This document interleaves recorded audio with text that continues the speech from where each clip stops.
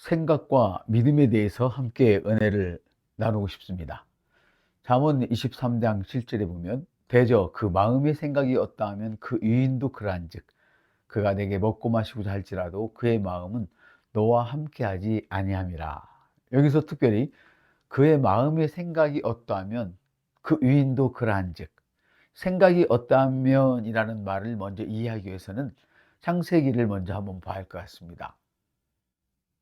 창세기 26장 12절에 보면 이삭이 그 땅에서 농사하여 그 해에 100배나 얻었고 여호와께서 복을 주셨다 말씀하시는데, 그 해에 100배나 얻었다 해서 100배나, 배나라는 말이 샤르라고 하는 말인데, 잠언 23장 7절에서도 그 마음의 생각이 어떠하면 해서 생각이란 말이 샤르입니다.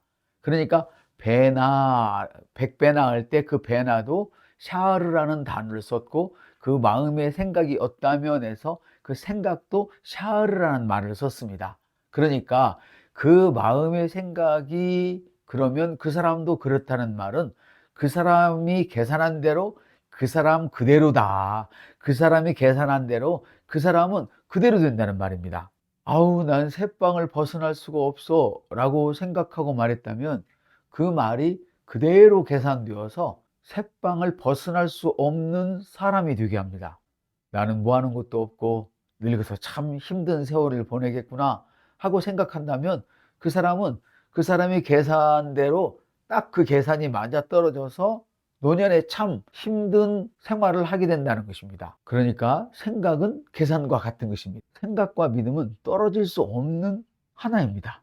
이와 같이 계산과 믿음은 떨어질 수가 없습니다, 여러분. 히브리서 11장 1절에 보면 믿음은 바라는 것들의 실상이요 보이지 않는 것들의 증거니라고 말씀하시잖아요. 믿음은 내가 기대하는 것들의 실체입니다. 여러분, 무엇을 기대합니까? 당연히 이익을 기대합니다. 유익을 기대합니다.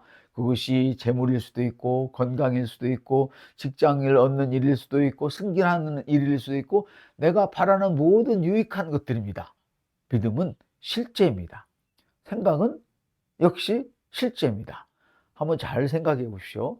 지금 여러분이 당장 순간적으로 여러분의 환경을 바꿀 수는 없을지 몰라도 생각은 내 마음대로 바꿀 수 있습니다. 하나님은 생각을 내 마음대로 할 수 있는 자유의지를 주셨습니다. 그런데 사람들은 생각이 내 마음대로 안 돼요 라고 말하죠. 안 되는 생각, 불행한 생각 다 당신이 스스로 한 것이지 누가 시켜서 한 것이 아닙니다. 자신의 생각을 사탄에게 넘겨주고서는 자기 마음대로 안 된다고 하죠. 하나님께서는 당신 앞에 두 길을 두셨다는 것은 당신이 스스로 선택할 수 있는 권한을 주셨다는 뜻입니다. 권리를 대신 행사해 줄 사람은 세상에 아무도 없습니다. 권리는 스스로 행사해야만 합니다. 그러므로 지금 당장 돈이 부족하고 가난할지라도 이렇게 말해야 하는 것입니다. 나는 행복한 부자야. 나는 행복한 부자야. 그리고 지금 당장 의사에게 몸을 맡기고 있는 형편일지라도 몸은 그냥 의사에게 맡겨놓고 당신은 나는 건강한 사람이야. 나는 건강한 사람이야. 라고 말하면서 건강한 당신의 모습을 마음에 그려야 하는 것입니다. 마음의 생각이 건강한 그림을 그리면 영 안에 있는 건강이 밖으로 나오게 되는 것입니다. 여러분, 놀랍지 않습니까? 여러분이 성공하고 싶으시다면 세 가지를 특별히 하셔야 되는데, 만나는 사람을 먼저 바꾸십시오. 울고 찢고 볶고 짜증내고 불평하고 남을 끌어내리고 비판하고 이런 사람을 만나지 마시고 여러분에게 영적인 은혜를 푹푹 줄 수 있는 그런 사람을 만나십시오. 물론 영적이지 않는 분들은 당연히 바로잡아주는 영적인 사람을 만나기 싫어합니다. 그러나 그런 사람들을 만나야 합니다. 인간적인 이유에 속아서 세월을 낭비하지 마십시오. 두 번째로는 미래를 사십시오. 목적, 즉 결과를 끌어다가 지금 사시란 말입니다. 믿음대로 생각대로 되어진 결과를 미리 가져다가 그렇게 살라는 거예요. 생각은 실체라고 그랬잖아요. 믿음은 실제라고 그랬잖아요. 그걸 미리 끌어다 사는 거예요. 아까 말씀드린 것처럼 나는 행복한 부자야. 나는 건강한 사람이야. 라고 말하면서 그 모습을 자기 자신의 잠재의식 속에 각인시키는 것이지요. 그래서 주님도 시온에 있는 자는 병들었다 하지 말아라. 넘어졌거든 일어섰다 해라. 말씀을 하신다고 말씀드렸잖아요. 세 번째로는 공간을 바꿔야 됩니다, 여러분. 세 번째로는 공간을 바꾸십시오. 무슨 말인가 하면 당신이 어떤 공간에 노출되느냐가 중요합니다. 여러분이 늘 담배 냄새에 노출되어 있으면 아마 여러분 호흡기에 장애를 유발하기 쉽습니다. 만나는 사람을 바꾸고 보는 것을 바꾸고 읽는 것을 바꾸라는 말입니다. 듣는 것을 바꾸라는 말입니다. 이것은 생각과 믿음에 엄청나게 영향을 줍니다. 우리가 하나님 말씀에 노출되면 자신도 모르게 하나님처럼 생각하고 하나님처럼 말하고 하나님처럼 행동할 것입니다. 이것이 능력입니다.